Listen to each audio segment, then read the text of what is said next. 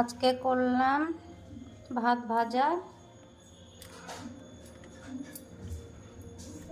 শুকনো লঙ্কা আর ডিমের অমলেট। গরমের দিনে তো সবাই পান্তা খায়, আর ঠান্ডা দিনে এইসব খাবার, ভাজা ভাত। আর এটা বাসি ভাত, এটার মজা আলাদা, ভাজা ভাত ওটা আলাদা। এটা হচ্ছে পেঁয়াজ দিয়ে শুকনো লঙ্কা ভেজে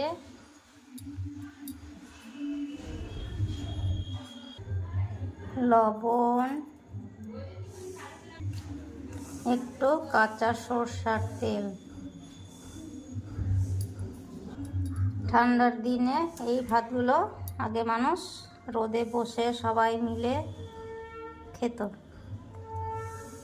তাই আমি একটু আজকে করলাম।